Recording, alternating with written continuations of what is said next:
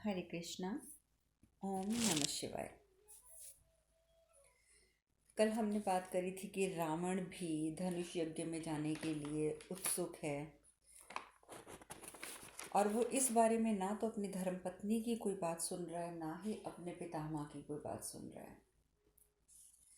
महादेव भी आकर समझाते हैं कि देखो, तुम्हारे अंत का आरंभ हो चुका है रावण।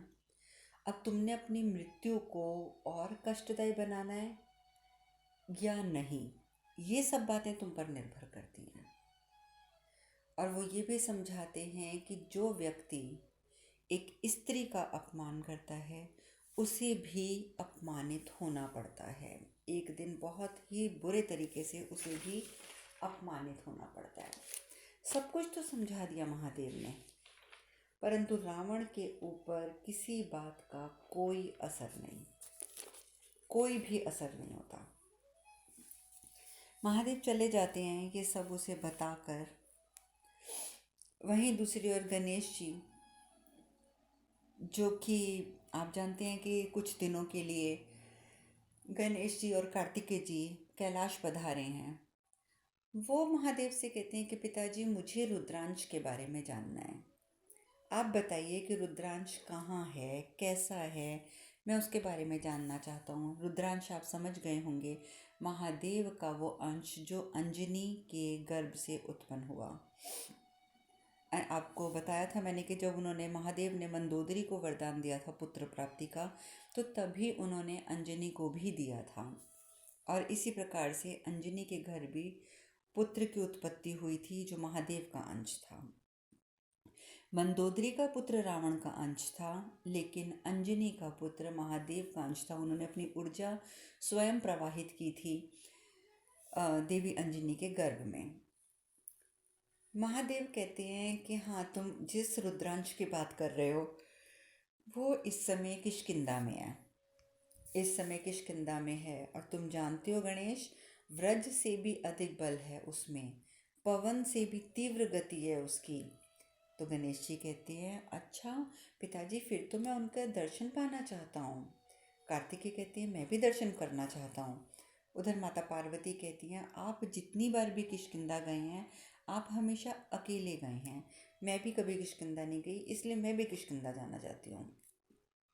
महादेव कहते हैं कि तुम्हारा वहाँ जाना बहुत महत्वपूर्ण है पार्वती, परंतु उचित समय आने दो, तुम वहाँ अवश्य जाओगी।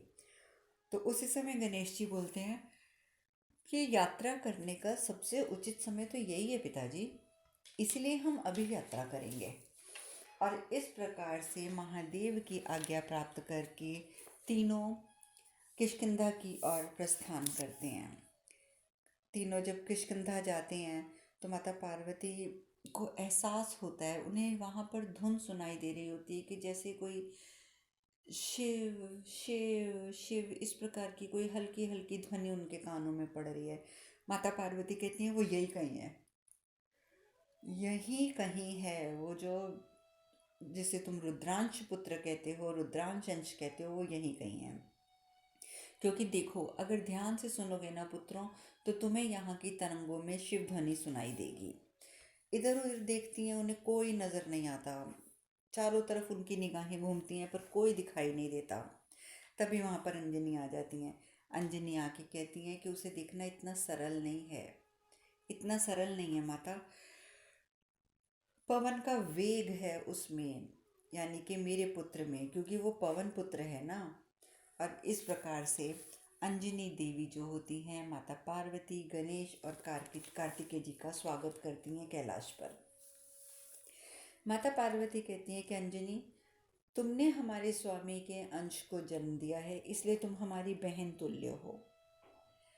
अंजनी कहती है कि महादेव के आशीर्वाद से मैंने गर्भ धारण किया था। और एक दिन स्वयं वहाँ पर यहाँ महादेव उपस्थित हुए थे और उन्होंने कहा था कि इस बालक का जन्म एक महत्वपूर्ण उद्देश्य हेतु हो रहा है। और इसीलिए महादेव ने कहा था कि मैं चाहता हूँ कि इसका पालन पोषण जब हो तो उसके पालन पोषण में कभी भी इस तथ्य का बोझ ना रहे कि वो मेरा अंश है। और ये बात कि ये मेरा अंश है, इस बात से इस बालक को अनभिज्ञ रखना ही उचित होगा और अनिवार्य होगा।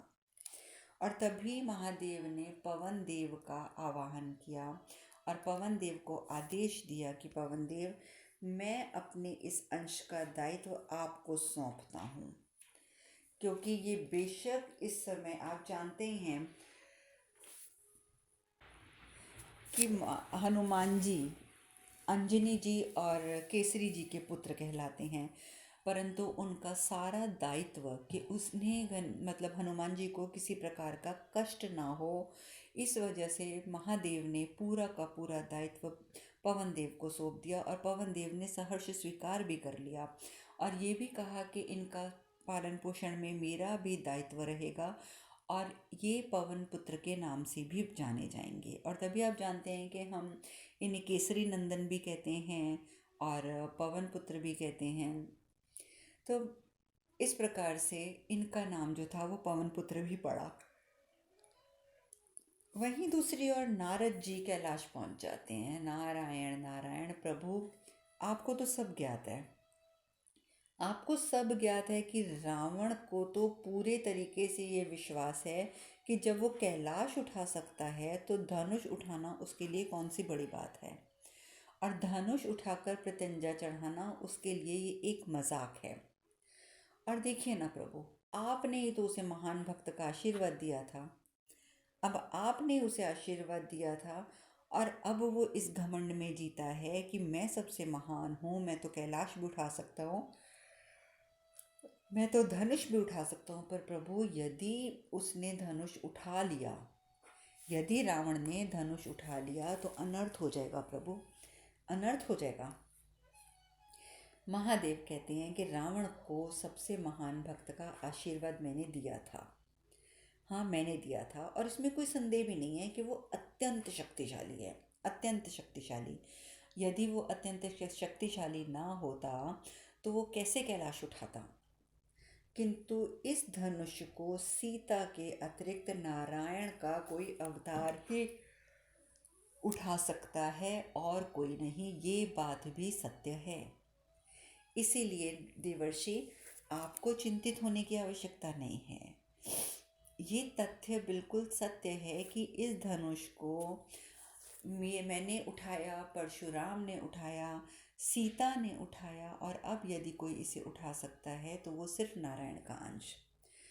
रावण की भक्ति जिस पर वो बहुत नाज करता है, ना तो ये भक्ति और ना ही रावण की शक्ति, ना भक्ति में ना रावण की शक्ति में किसी में भी इतना सामर्थ्य नहीं है कि वो नारायण की बराबरी कर सके। क्योंकि मैंने कहा ना नारद के, इससे सिर्फ नारायण का अवतार ही उठा सकता है। किस दुनिया में किसी में इतनी शक्ति नहीं है, और रावण जो कि आज सिर्फ दुष्य कृत्य कर रहा है, उसमें तो कदापि ये शक्ति नहीं है कि वह नारायण का मुकाबला कर सके। फिर भी यदि उसे यज्ञ में सम्मिलित होना है तो उसे अवश्य होना चाहिए, और वो जब यज्ञ में सम्मिलित होगा तो वहाँ पर अपने अहंकार को वो सिर्फ क्षति पहुँचाएगा। जिस अहंकार के तहत वो जा रहा है ना कि मैं तो धनुष भी उठाऊंगा, वो सिर्फ अपने अहंकार को क्षति पहुँचा कर आएगा, इससे ज़्यादा और कुछ भी नहीं होगा। अब रावण, महादेव कहते हैं कि रावण को जब तक इस बात का ज्ञान नहीं होगा, जब तक कि उसे इस बात का उदाहरण नहीं मिल जाएगा कि उसके अभिमान का नाश करने वाला भी कोई है, तब तक वो इसी प्रकार की बातें करता रहेगा। परंतु देवर्षि, इस बात के लिए चिंतित होने की आवश्यकता नहीं है। और नारद मुनि नारायण नारायण करते हुए वहाँ से प्रस्थान करते हैं। रावण को भी महादेव की बातों का ध्यान तो पूरा है, महादेव की बातें उसके दिमाग में गूंजती रहती हैं कि जो पुरुष अपनी स्त्री का सम्मान नहीं करता, या जो पुरुष किसी पराई स्त्री का सम्मान भी नहीं करता, उसे एक दिन पराजित होकर अपमानित होना पड़ता है, बिल्कुल होना पड़ता है। और महादेव ने ये भी कहा था कि तुम्हारे व्यक्तित्व का यही दोष तुम्हें तुम्हारी मृत्यु तक ले जाएगा। रावण के दिमाग में ये सब बातें गूंजती हैं कि किस प्रकार से ये बात महादेव ने कही कि मेरा ये दोष कि एक स्त्री को अपमानित करना ये मुझे मृत्यु के पास तक ले जाएगा। वो यही बातें सोच रहा होता है कि मंदोदरी उपस्थित हो जाती है। मंदोदरी आती है, मंदोदरी आके बोलती है, स्वामी मैं जानती हूँ कि आप अपने निर्णय स्वयं लेते हैं, किंतु मैं यहाँ केवल इतना कहने आई हूँ स्वामी कि आप धनुष यज्ञ का जो निमंत्रण आपने प्राप्त किया है आप उसे अस्वीकार कर दीजिए, क्योंकि ये आपके लिए उचित नहीं होगा, उचित नहीं होगा। और ये बात मैं अपने लिए नहीं कह रही हूँ, आप इस बात को इस गलत फहमी में मत देखिएगा कि ये बात मैं अपने खातिर कह रही हूँ। नहीं स्वामी, ये मैं आपके लिए कह रही हूँ, आपके लिए। क्यों? क्योंकि महादेव आपके कारण स्वयं यहाँ आए थे। और इसका तात्पर्य ये है, माँ जो मंदोदरी होती है वो तात्पर्य समझाना चाहती है कि महादेव को आपकी चिंता थी, इसीलिए महादेव आपको सचेत करने आए थे। परंतु अभी वो सब तात्पर्य समझाने का प्रयत्न ही करती है कि पीछे से मेघनाद आ जाता है। वो आते ही बोलता है, कहता है तात्पर्य कुछ भी हो उसका कोई महत्व नहीं है। महादेव आए थे तो क्या हुआ? अगर महादेव यहाँ आए थे तो क्या हुआ? वो पिताजी के शुभ चिंतक नहीं हैं, और ये बातें पहले कई बार सिद्ध हो चुकी हैं। और यदि उन्होंने हमें चेतावनी दी है, यदि महादेव ने, देखिए कितना फर्क है कि मंदोदरी कह रही है कि महादेव आपको सचेत करने आए थे, और यहाँ दूसरी और मेघनाद कह रहे हैं कि अगर महादेव ने हमें चेतावनी दी है तो हम अवश्य जाएंगे उस यज्ञ में। अगर ये महादेव की चेतावनी है तो हम अवश्य जाएंगे उस यज्ञ में, और यज्ञ को ध्वंस करने के लिए हम वहाँ जाएंगे और वहाँ पर जाकर यज्ञ का ध्वंस कर देंगे। मंदोदरी कहती है, किंतु इसका परिणाम उचित नहीं होगा पुत्र मेघनाद, इसका परिणाम उचित नहीं होगा। पुलस्तस्य मुनि के जो होते हैं वहाँ बैठे होते हैं, वो भी कहते हैं अपनी माँ की बात सुनो मेघनाद, अपनी माँ की बात सुनो। मेघनाद कहता है, नहीं, मुझे भी किसी की कोई बात नहीं सुननी है, क्योंकि यहाँ प्रश्न हमारी प्रतिष्ठा का है। और रावण का पुत्र है ना, तभी तो वो ये नहीं समझ सका कि महादेव के सचेत करने में और महादेव के चेतावनी देने में अंतर होता है। नहीं समझ सका, वो भी अपने पिता की तरह वो मना कर देता है, कहता है कि नहीं, मुझे ये बात किसी से भी नहीं सुननी है, क्योंकि ये हमारी प्रतिष्ठा का प्रश्न है। हम जाएंगे जाएंगे और अवश्य जाएंगे, और वहाँ पर उपस्थित सभी राजाओं देवताओं को हम यज्ञ में ही समाप्त कर देंगे। जब इस प्रकार की बात मेघनाद कहता है तो रावण भी कहता है, मान। देखिए, रावण तो अपने पुत्र की भी नहीं सुनना चाहता। कहता है कि रावण को किसी के सुझाव की आवश्यकता नहीं है, किसी के सुझाव की आवश्यकता नहीं है। मैं भली भांति जानता हूँ कि मुझे क्या करना है, भली भांति जानता हूँ। मैं उस यज्ञ में जाऊँगा, जाकर धनुष उठाऊँगा, धनुष पर प्रत्यंचा भी चढ़ाऊँगा और सीता से विवाह करूँगा, और उसके पश्चात उसे यहाँ लंका लेकर आऊँगा। और जब मैं ये सब कर लूँगा तब ही मेरा ये जो प्रतिशोध है महादेव से ये पूर्ण होगा, मेरा ये प्रतिशोध तभी पूर्ण होगा। सब शांत हो जाते हैं, मेघनाद भी, पुलस्तस्य ऋषि भी, मंदोदरी भी, क्योंकि सब जानते हैं कि रावण को समझाना बिल्कुल बेकार है, उस पर तो किसी बात का कोई असर ही नहीं है। वहीं दूसरी ओर राम जी, लक्ष्मण जी और ऋषि विश्वामित्र, जो कि मिथिला में पहले ही पहुंच चुके हैं, रामचंद्र जी विश्वामित्र ऋषि के समक्ष जाते हैं और सामने पहुंचकर उनके चरण छूने के लिए जैसे ही आगे होते हैं तो विश्वामित्र जी पीछे हट जाते हैं, उन्हें रोक देते हैं। तो राम जी बहुत हैरान होते हैं। हैरान क्या होते हैं, उनके अंदर कुछ कुछ अनुभूतियाँ तो हो चुकी हैं कि मैं एक साधारण इंसान नहीं हूँ, परंतु भी उन्हें पूर्ण अनुभूति नहीं हुई है। जैसे ही रोकते हैं विश्वामित्र जी, राम जी कहते हैं, गुरुदेव क्या मुझसे कोई भूल हुई है, क्या मुझसे कोई भूल हुई है? विश्वामित्र कहते हैं, नहीं, कोई भूल नहीं हुई है तुमसे राम, कोई भूल नहीं हुई है। और मन ही मन सोचते हैं कि हे नारायण, आपकी वास्तविकता का बोध है मुझे, आपकी वास्तविकता का बोध है मुझे, परंतु कैसे समझाऊं खुद को, कैसे समझाऊं, मैं खुद ही नहीं समझ पाता कि मैं क्या करूं। परंतु नहीं, मुझे ये बात स्वयं को समझानी होगी कि मैं गुरु हूं और गुरु के लिए केवल उसका शिष्य जो होता है वो सिर्फ शिष्य ही होता है, इससे ज़्यादा और कुछ नहीं। यानी कि इस समय तो हे नारायण, आप मेरे शिष्य हैं, आप मेरे शिष्य हैं, आप मेरे शिष्य। इस प्रकार से विश्वामित्र जी स्वयं को समझाते हैं कि शिष्य तो केवल शिष्य ही होता है। श्री राम कहते हैं, गुरुदेव हमें शिव धनुष के दर्शन कब होंगे? विश्वामित्र कहते हैं, शीघ्र होंगे पुत्र, अति शीघ्र होंगे, किंतु मिथिला आगमन का एक और भी उद्देश्य है, एक बहुत बड़ा दायित्व है जिसकी पूर्ति करनी है तुम्हें। तो रामचंद्र जी ये नहीं पूछते कि वो दायित्व क्या है, क्योंकि अब यदि गुरु ने कह दिया कि दायित्व है तो उनके लिए इतना ही बहुत है कि हाँ दायित्व है। वो सिर्फ इतना कहते हैं, जी गुरुदेव जो आपकी आज्ञा। और तभी वहाँ पर लक्ष्मण जी भी आ जाते हैं, लक्ष्मण जी भी आशीर्वाद प्राप्त करते हैं और राम लक्ष्मण जी को दोनों को विश्वामित्र जी कहते हैं कि यज्ञ हेतु कुछ सामग्री चाहिए और वो सामग्री मैं चाहता हूँ कि कोई सेवक नहीं, तुम दोनों जाकर खरीद कर लेकर आओ, इसीलिए तुम लोग हाट जाओ और वहाँ जाकर इस सामग्री को लेकर आओ। और इधर से श्री रामचंद्र जी और लक्ष्मण जी हाट पहुँचते हैं सामान लेने के लिए, यज्ञ की सामग्री लेने के लिए। सीता जी भी वहीं पहुँच जाती हैं। सीता जी भी अपना कुछ सामान, क्योंकि वो भी जानती हैं कि धनुष यज्ञ की तैयारियां हो रही हैं, अनेकों चीज़ों की आवश्यकता होती है, तो वो भी वहाँ पहुँच जाती हैं। वहाँ पहुँचती हैं, दोनों को एहसास भी होता है, देखिए क्योंकि वो तो नारायण और देवी लक्ष्मी हैं, उन्हें एहसास भी होता है कि कोई मेरे आसपास है, एक दूसरे के समक्ष भी पहुँच जाते हैं। परंतु तभी श्री राम के मन में इतनी हलचल होती है कि वो तुरंत लक्ष्मण को कहते हैं कि लक्ष्मण हमें तुरंत वापस चलना चाहिए, गुरुदेव यज्ञ की सामग्री की प्रतीक्षा कर रहे होंगे।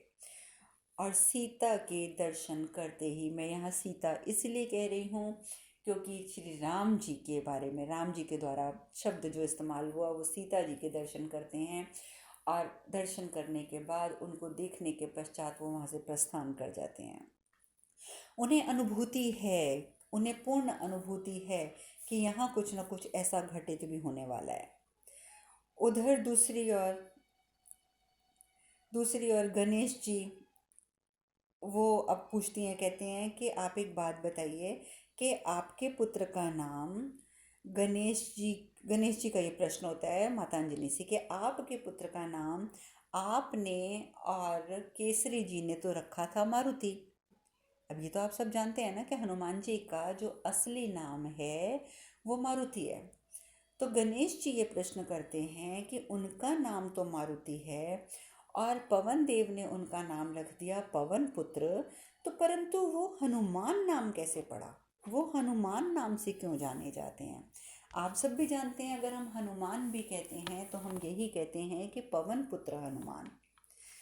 तो गणेश जी ये प्रश्न करते हैं, किसने रखा ये नाम हनुमान? अंजनी जी कहती हैं, आपके पिता ने, आपके पिता ने रखा है इनका नाम हनुमान। तो गणेश जी कहते हैं, इनका नाम हनुमान क्यों रखा मेरे पिताजी ने, मैं ये जानना चाहता हूँ। तब उस समय अंजनी जी हनुमान जी की वही कथा सुनाती हैं जो बहुत प्रचलित है, मैं भी आपको संक्षिप्त में सुनाती हूँ कि एक बार इधर उधर मारुति जो होते हैं वो घूम रहे होते हैं, तो उनकी माता जो होती हैं वो उनको पुकारती हैं कि मारुति अब आ जाओ, अब आ जाओ, कुछ समय के लिए तुम यहाँ पर टिक कर बैठ जाओ यहाँ पर उनकी तो आदत ही नहीं है टिक कर बैठने की, वो तो बैठते ही नहीं टिक कर, इधर से उधर से इधर हर समय घूमना घूमना घूमना। तो घूमते, फिर भी जब माता उनकी होती हैं क्रोधित होकर बुलाती हैं कि सुनो मारुति, मैंने कहा ना सुनो मेरी बात, तो रुक जाते हैं। वो कहते हैं कि अच्छा ठीक है माता, मैं रुक तो गया पर मुझे भूख लगी है और मुझे बहुत ज़ोर से भूख लगी है, अभी कुछ खाने के लिए दो। तो कहती हैं अच्छा ठीक है, तुम्हें भूख लगी है, यहाँ प्रतीक्षा करो, मैं जाकर अभी तुम्हारे लिए भोजन के लिए कुछ लेकर आती हूँ खाने के लिए। माता अंजनी भोजन लेने के लिए अपने जो गृह होता है उनका उस ओर मुड़ती हैं, और यहाँ पर हनुमान जी बैठे हुए इंतज़ार करते हैं, भूख लगी है, भूख लगी है, भूख लगी है, भूख लगी है। और उनकी क्षुधा इतनी बढ़ जाती है कि वो अपनी क्षुधा पूर्ति के लिए इधर उधर नज़र दौड़ाते हैं कि कहीं से कुछ प्राप्त हो जाए खाने के लिए। तो उन्हें क्या दिखता है? सूर्यदेव। उन्हें दिखते हैं सूर्यदेव। जैसे ही सूर्यदेव पर उनकी दृष्टि पहुंचती है, कहते हैं अरे ये तो अत्यंत स्वादिष्ट फल प्रतीत होता है। अब तो माँ के आने तक मैं एक काम करता हूँ, मैं यही खा लेता हूँ। माँ तो जब भोजन लेके आएगी आएगी, मुझे तो भूख लगी है, मैं यही खा लेता हूँ। और ये सोचकर वो सूर्य की ओर उड़ना आरंभ कर देते हैं। और वहीं दूसरी ओर राहु, वो सूर्य की ओर बढ़ रहा होता है कि हे सूर्यदेव, मैं तुम्हें प्रकाश से अवरुद्ध कर दूंगा, तुम पर ग्रहण लगा दूंगा, मैं मनुष्यों को हतप्रद कर दूंगा। परंतु जैसे वो भी सूर्य की ओर जा रहा होता है, राहु भी, तो उसकी दृष्टि पड़ती है कि एक छोटा सा बालक उड़ता हुआ सूर्य की ओर बहुत तीव्र गति से जा रहा है। तो वो बड़ा हैरान होता है, कहता है ये कौन है, इतनी तीव्रता से सूर्य की ओर जा रहा है। वो कहता है नहीं नहीं नहीं, मुझे तो ज़रूर जाकर देवराज को बताना चाहिए। अब वो देवराज के पास पहुंच जाता है। देवराज के पास जाकर बोलता है, देवराज आप जानते हैं कि एक छोटा सा बालक सूर्य की ओर बहुत तेज़ी से जा रहा है, अर्थात उस बालक में कितनी क्षमता है, कितनी शक्ति है। तो ये बात सुनकर जो इंद्रदेव होते हैं, यानी कि जो देवराज होते हैं, वो वापस अब नहुष से इंद्रदेव बन चुके हैं, क्योंकि जैसे मैंने आपको बताया था ना कि उनकी जो तपस्या थी वो उन्होंने बेशक पूर्ण नहीं करी थी, परंतु उन्होंने देवसेना की सारी बातें बता दी थी माता पार्वती को और गणेश जी को और कार्तिकेय जी को, महादेव को। तो इस प्रकार से उसने क्षमा याचना करके क्षमा प्राप्ति कर ली थी। तो इसीलिए वो दोबारा से इंद्रदेव बन गए थे, इंद्र देवराज बन गए थे। परंतु इतना कुछ होने के बाद भी उनके अंदर क्रोध अभी भी है और अपने लिए असुरक्षा अभी भी विद्यमान है। और यही कारण है कि वो क्या करते हैं कि जैसे उनको पता चलता है कि एक बालक सूर्य की ओर बढ़ रहा है, सूर्य पर आक्रमण करने के लिए, वो तुरंत वहां जाते हैं और आवाज़ मारते हैं, रुको रुको, कहाँ जा रहे हो तुम। तो वो जो मारुति होते हैं वो कहते हैं कि मैं वहाँ जा रहा हूँ, वो जो एक सुंदर सा फल है उसे खाने जा रहा हूँ। तो वो कहते हैं, जो इंद्रदेव होते हैं वो कहते हैं क्या कह रही हो तुम, रुको, कोई वो सूर्य है, वो खाने की चीज़ नहीं है, तुम्हारा दिमाग खराब हो गया क्या, तुम मूर्ख हो। तो मारुति कहते हैं देखो भाई, जो भी हो तुम, मैं तो तुम्हें नहीं जानता हूँ, परंतु मुझे इतना पता है कि मेरा कोई दोष नहीं है, दोष है तो मेरी शुदा का है। और मैं इसके इतने करीब पहुंच गया हूँ, और मैं जितने करीब पहुंचता जा रहा हूँ मेरी शुद्ध और बढ़ती जा रही है, मुझे ये फल और स्वादिष्ट लगता जा रहा है, तो मैं तो इसे खा के रहूँगा।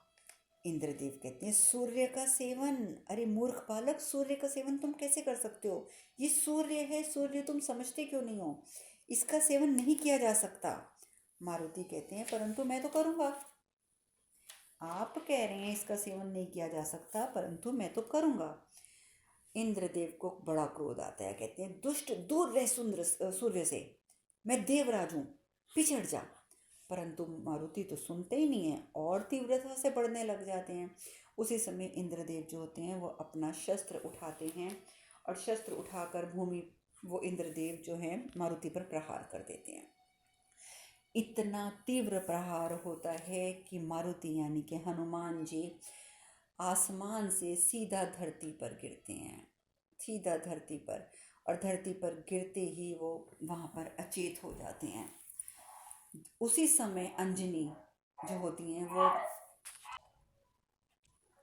अंजनी जो है वो फल लेकर वहाँ पर उपस्थित हो जाती हैं, और वो देखती हैं कि ये क्या, धरती पर पड़े हुए हैं मारुति। तो एकदम चिल्लाने लगती हैं, पवन देव, पवन देव, जल्दी आइए, देखिए ये क्या हुआ। पवन देव जो होते हैं, क्योंकि उनको उनके संरक्षण में है ना मारुति, तो पवन देव तुरंत वहाँ पर उपस्थित हो जाते हैं।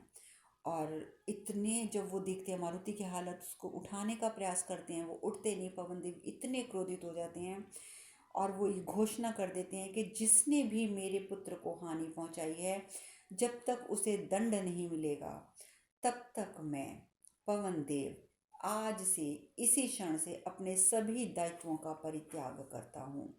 जब तक मेरे पुत्र को न्याय नहीं मिलेगा तब तक मैं अपने दायित्व का निर्वाह नहीं करूँगा। और चारों ओर त्राही त्राही फैल जाती है। क्यों? क्योंकि जैसे ही पवन देव अपना दायित्व बंद कर देते हैं निभाना, वायु की कमी हो जाती है, लोगों को सांस लेने के लिए मुश्किल हो जाता है, कोई सांस नहीं ले पाता। सभी देवतागण जो होते हैं वो पहुंचते हैं पवन देव के पास। पवन देव सुनिए, निवेदन करते हैं कि आप ये क्या कर रहे हैं? देवराज क्या कसूर है? जो कुछ किया है वो देवराज इंद्र ने किया है, लेकिन इसका दोष आप समस्त संसार को कैसे दे सकते हैं? आप हमारा निवेदन स्वीकार कीजिए, आप अपना दायित्व निर्वाह कीजिए। परंतु पवन देव स्वीकार कर देते हैं, नहीं, जब तक मेरा पुत्र ठीक नहीं होगा, क्योंकि ये मेरे संरक्षण में था, और जब तक उसे दंड नहीं मिलेगा मैं ये नहीं करूँगा। तभी महादेव उपस्थित होते हैं। जैसे महादेव उपस्थित होते हैं तो इंद्रदेव तो तुरंत पैरों में गिर जाते हैं। वो क्षमा मांगते हैं कि प्रभु, मुझे ज्ञात नहीं था कि ये बालक कौन है, मुझे बिल्कुल भी ज्ञात नहीं था। मुझे तो लगा कि वो सूर्य की ओर इस तरीके से सूर्य को खाने के लिए पहुंच रहा है, तो इसलिए मुझे उस पर प्रहार करना पड़ा। ब्रह्मदेव भी उपस्थित हो जाते हैं। ब्रह्मदेव आते महादेव से कहते हैं कि महादेव, मैं जानता हूँ कि नियति के विरुद्ध कुछ भी करना उचित नहीं है, किंतु मारुति का जन्म एक महान उद्देश्य हेतु हुआ है और उसकी पूर्ति का दायित्व हम सबका है। इसलिए मारुति यदि इस समय जीवित नहीं भी हैं तो भी महादेव, मैं आपसे प्रार्थना करूंगा कि आप इन्हें जीवित कीजिए, इन्हें जीवित कीजिए। और तभी महादेव अपने हाथों से ऊर्जा प्रवाहित करके जीवित करते हैं मारुति को। वो उठकर बैठ जाते हैं। ब्रह्मदेव कहते हैं कि सभी देवता मारुति को आशीर्वाद देना चाहते हैं। तो सबसे पहले देवराज इंद्र आगे आते हैं और इंद्र आके कहते हैं कि मैं तुम्हें आशीर्वाद देता हूँ मारुति, कि तुम्हारा शरीर वज्र से भी ज़्यादा कठोर होगा, वज्र से भी ज़्यादा कठोर। और सूर्यदेव कहते हैं तुम में ज्ञान का तेज सदैव बना रहेगा, सदैव विद्यमान रहेगा, मैं तुम्हें यह आशीर्वाद देता हूँ। तुम्हारी बुद्धिमत्ता संसार में कल्याण का मार्ग प्रशस्त करेगी और तुम्हारी बुद्धिमत्ता सदैव महत्वपूर्ण भूमिका निभाती रहेगी। तभी वरुण देव आते हैं और वो ये भी कहते हैं कि मेरे जल में तुम सदैव सुरक्षित रहोगे, तुम्हें जल से कभी भी कोई हानि नहीं पहुंचेगी। तभी आगे यमराज आते हैं। यमराज आकर बोलते हैं, अंजनी नंदन मारुति, मैं मृत्यु का देवता यमराज हूँ, किंतु तुम्हें मुझसे कभी भयभीत नहीं होना होगा, तुम्हें मुझसे भयभीत होने की कोई आवश्यकता नहीं होगी। मैं तुम्हें वरदान देता हूँ कि तुम्हें मृत्यु से कभी भय नहीं होगा, कभी कोई तुम्हें रोग भी नहीं होगा। मैं तुम्हें ये भी वरदान देता हूँ कि तुम्हें कभी कोई रोग भी नहीं होगा। चिरंजीवी भव। और इस प्रकार से अनेकों आशीर्वाद और वरदान प्राप्त होते हैं मारुति को, यानी कि रुद्रांश को, यानी कि हनुमान को।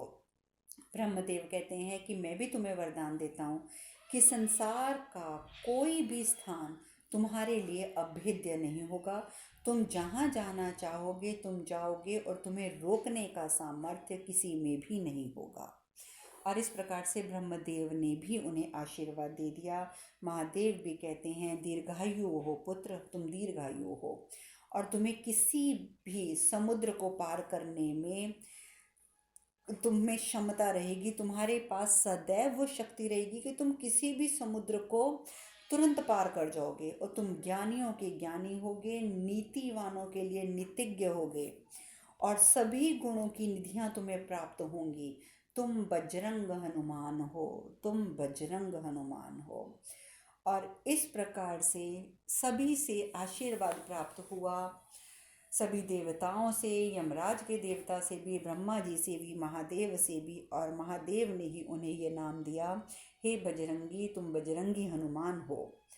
और माता पार्वती कहती हैं कि मन तो ये था कि मैं अभी तुरंत हनुमान से साक्षात्कार करूं, परंतु मुझे तो कहीं वो नज़र ही नहीं आ रहे हैं, क्योंकि ये सारी कथा तो गणेश जी, कार्तिकेय जी और माता पार्वती सुन रहे हैं। और इस प्रकार से मैंने आपको बताया कि ये सारी कथा उन लोग तीनों ने सुनी। उन्हें ये भी ज्ञात हुआ कि हनुमान का नाम हनुमान किस प्रकार से पड़ा। अब आगे की कथा हम कल करेंगे। आज हम यहीं विश्राम लेते हैं। हरे कृष्ण कृष्ण कृष्ण हरे हरे, हरे राम राम राम हरे हरे। आप सब खुश रहें, सुखी रहें, स्वस्थ रहें। हरे कृष्णा। ओम नमः शिवाय, ओम नमः शिवाय, ओम नमः शिवाय, ओम नमः शिवाय, ओम।